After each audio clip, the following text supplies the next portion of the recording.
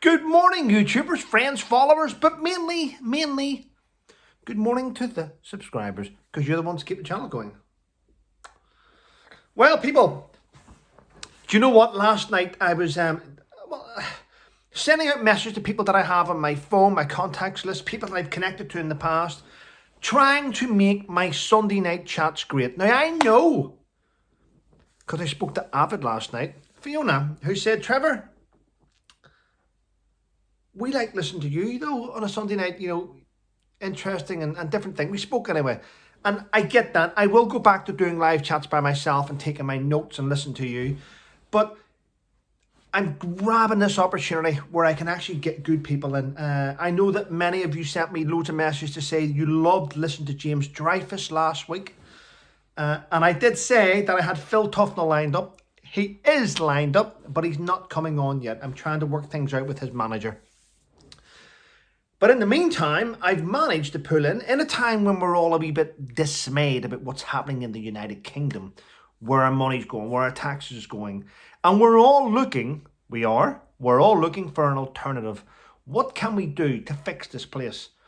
Well, this Sunday, I will be speaking to Richard Tice, who is the leader of the Reform Party. He used to be the chairman of the Brexit Party, along with Nigel Farage, whenever he was the leader. And then it went from the Brexit Party to Reform. Well, he's agreed to come on this Sunday and have a chat. So I'm looking forward to that. Looking forward to finding out what the alternative is and why we should trust him. That'll be good to hear, won't it? So that's interesting. Yes. I've got a few other things lined up, but I'm trying to make it more entertaining, to find out things. And I've now got moderators on the channel. So it's all looking pretty good. It's all looking pretty good. Right. But today's stories, I get links sent to me, and I look at the Daily Mail and the Mail Online, and I do look in the Sun. Not going to lie, I know Scousers don't like that, but I look in the Sun because it's the most popular paper. So if that's the most popular paper, what is the most popular story? So you have to look around and look things. Plus, you are sending me messages, and I must always check those. Right. Disgraced Conservative Member of Parliament who's just served jail, Ahmed Khan, who went to jail for sexual misconduct towards a 15-year-old boy, has just been released after serving half his sentence. Do you know what, ladies and gents? I get annoyed about things like that, because if a judge says 2 years, you should go in and do 2 years. See this here? Well, a third off with good behaviour and this and that. No. You were given that. You should do that. Life should mean life, and that should mean that. I just don't understand how people seem to get out and all. Yeah, but, he got off. He got a third of a sentence reduced for good behaviour, and we took another third off because he found God. Yep, he found God in there. Yeah, they find God in prison, and then they lose him when they walk out the gates. But, criminal psychologists will beg to differ, because they're paid to do that. So there we go. What else are we hearing here this morning? So I mentioned that. Yes, listen to this. The Prime Minister has vowed to have an independent inquiry in the Lancashire Police for their handling of the Nicola Bulley case. He vows to have transparency. Now, if I was going to vow to have transparency in the police, I would have an independent board investigate the police. What I wouldn't have is police investigate police, because in my book and in your book, that's not transparency, is it? The police don't want to make the police look bad. It's just my opinion. There we go. And if you haven't looked, I put it on my Twitter this morning. I don't want to put the video on YouTube because it may get copyright strike, and I don't be copy dealing with that. But South Park, there's a cartoon out now where one of them are playing. He just puts a bow on his head. He goes to queue up in the men's toilets, and all the toilets are filled, and he goes, God damn it.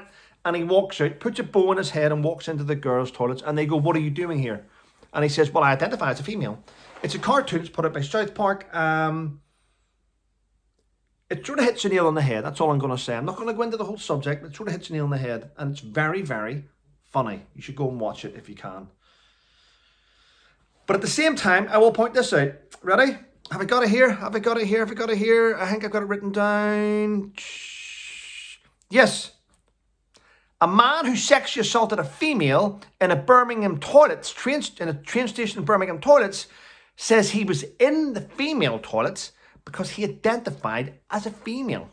His name is Ian Bullock and he's 39 years of age and he will be charged. Now, that's in today's Daily Mail. You can go and look at it and you'll find it there. It's strange in how we now have people that are despicable in communities pretend to be something that they're not in order to get away from charges. And it's just, there's a lot going on. Yeah. President's Day. Don't understand how this works. I know how President's Day works, but listen, if I'm the Prime Minister of the United Kingdom and it's Prime Minister's Day, which there's no such thing, but let's roll with it. Prime Minister's Day tomorrow, sir. Where will we be? Well, I think I'll go and visit.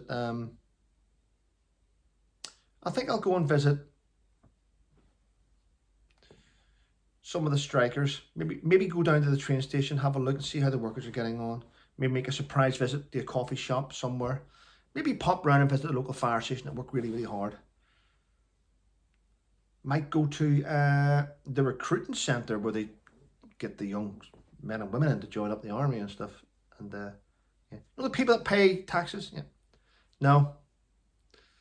That's what I would do. Look, stay with my own people and raise them up. I don't understand why the president goes to Ukraine and then Poland. You know, there's a lot of military bases that he could have visited troops, lifted morale up. Maybe stayed in the US would be a good start.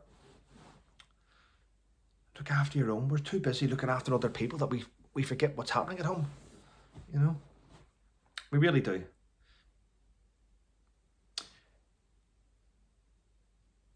Listen to this.